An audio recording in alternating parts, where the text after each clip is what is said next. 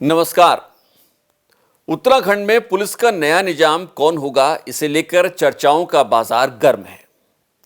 क्या मौजूदा कार्यवाहक डीजीपी अभिनव कुमार की कुर्सी बची रहेगी या फिर कोई नया अधिकारी आएगा जिसकी डीजीपी के तौर पर ताजपोशी होगी?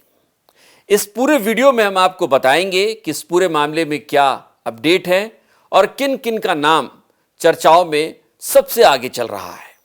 लेकिन उसके पहले अगर आप हमारे चैनल पर नए हैं तो चैनल को सब्सक्राइब कर लीजिएगा, बेल आइकन जरूर दबाइएगा। अगर आप हमें फेसबुक पर देख रहे हैं तो पेज को फॉलो करना मत भूलिएगा।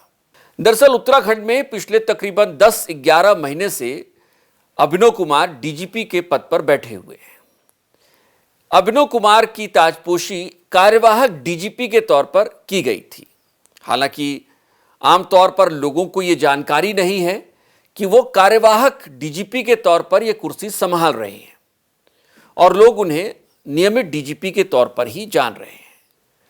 पुलिस के जो वेबसाइट है उस पर भी वो डीजीपी के तौर पर ही दिखते हैं, कार्यवाहक डीजीपी के तौर पर नहीं दिखते हैं। लेकिन वो कार्यवाहक डीजीपी के तौर पर ही पिछले 10-11 महीनों से तकरीबन ये पद संभाल रहे हैं। अब इस पद पर नियमित नियुक्ति की तैयारी चल रही है और इसे लेकर शासन स्तर पर कवायद भी शुरू हो गई है। नियमित डीजीपी की तैनाती सरकार के लिए एक बड़ा चैलेंज है।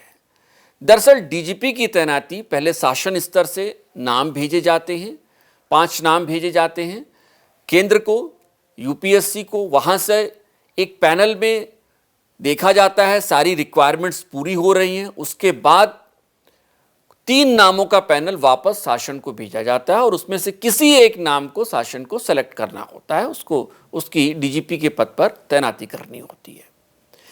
इस पूरे मामले में यह भी समझना जरूरी है कि कार्यवाहक डीजीपी के तौर पर अभिनव कुमार कैसे बने डीजीपी। इसकी 2 वजहें बताई जाती हैं जो चर्चाएं हैं। एक वजह जो सबसे अहम है वो ये है कि चूंकि डीजीपी के पद पर जिस अधिकारी की आईपीएस की तैनाती होती रही है उसे 30 साल की सेवा का अनुभव होना चाहिए, यानी उसका जो कार्यकाल होना चाहिए वो 30 साल का होना चाहिए। लेकिन उत्तराखंड में जब अशोक कुमार रिटायर हुए उसके बाद जो 30 साल का कार्यकाल था किसी आईपीएस अधिकारी का मिल नहीं रहा था। इसके बाद केंद्र ने देखा और कई राज्यों में ऐसी मुश्किलें आ रही थी, उसने फिर संशोधन किया और 25 साल, इसको 30 साल से घटाकर 25 साल कर दिया और 25 साल की सेवा अवधि जिसने पूरी कर ली हो आप उसे डीजीपी के पद पर तैनात कर सकते हैं। एक तो अहम ये थी। दूसरी जो वजह बताई जा रही है कि डीजीपी अभिनव कुमार और मुख्यमंत्री पुष्कर सिंह धामी एक दूसरे के बेहद करीबी रहे हैं और यही वजह रही कि जब अशोक कुमार रिटायर हुए, इसके पहले के जो डीजीपी थे जब रिटायर हुए उसके बाद अभिनव कुमार को डीजीपी पद दे दिया गया, कार्यवाहक डीजीपी के तौर पर ही, लेकिन उनको ताजपोशी कर दी गई और डीजीपी का पद उनको दे दिया। कार्यवाहक डीजीपी के तौर पर वो लगभग 10-11 महीने से यह पद संभाल रहे हैं। अब चूंकि एक लंबा वक्त हो गया है, शासन के ऊपर भी दबाव है कि उसे नियमित डीजीपी की तैनाती करनी है, लिहाजा शासन को यह जरूरी था लेकिन मजबूरी में ही यह कदम उठाना पड़ा कि अब एक डीपीसी की जाए, एक पैनल बनाया जाए, नाम को भेजा जाए, केंद्र को भेजा जाए और उसके बाद वहां से नामों को लिया जाए, उसमें से किसी एक को सेलेक्ट किया जाए। शुरुआत में जो खबरें हैं कि शासन ने यहां से जो पैनल भेजा 5 अधिकारियों का, उसमें अभिनव कुमार का नाम भी शामिल था। लेकिन जब केंद्र ने नामों का पैनल वापस राज्य सरकार के पास भेजा है उसमें अभिनव कुमार का नाम शामिल नहीं है। अब अभिनव कुमार का नाम शामिल नहीं है, इसकी वजह क्या है यह समझिए और इस पैनल में किन किन के नाम शामिल हैं वो आपको हम बताएंगे। लेकिन जो खबरें हैं वो ये हैं कि अभिनव कुमार का नाम इस पैनल में 3 जो अधिकारियों के नाम आए हैं उसमें शामिल नहीं है। उसकी जो सबसे अहम वजह बताई जा रही है वो ये है कि अभिनव कुमार का उत्तराखंड कैडर का न होना। दरअसल 1996 बैच के आईपीएस अभिनव कुमार ऑक्सफोर्ड से पढ़े हैं, लंबे वक्त तक उन्होंने पत्रकारिता भी की, उसके बाद वो आईपीएस बने। आईपीएस बनने के बाद ये 96 के आसपास जब वो आईपीएस बने उस वक्त उत्तराखंड नहीं बना था और अविभाजित यूपी में उन्होंने अपनी सेवाएं देनी शुरू की। चूंकि बरेली के रहने वाले हैं और पास में देहरादून में उनको तैनाती मिली और देहरादून से उन्होंने अपनी इस जो आईपीएस की सेवा है उसकी शुरुआत की। और जब 2000 में राज्य बन गया, उत्तराखंड राज्य बन गया, उसके बाद भी अभिनव कुमार उत्तराखंड में ही बने रहे। दिलचस्प यह है कि उनका कैडर उत्तर प्रदेश का है, उनको कोई केंद्रीय प्रतिनियुक्ति भी नहीं थी, लेकिन उसके बावजूद वो उत्तराखंड में बने रहे और अलग अलग जिलों की कमान संभालते रहे। फिर उसके बाद कई और बड़े पद संभाले और अपने तेज तर्रार और अपने आक्रामक स्वभाव के चलते बेहद चर्चाओं में रहने वाले आईपीएस अधिकारी के तौर पर भी उनकी पहचान होती रही। कई बड़े खुलासे भी उन्होंने किए।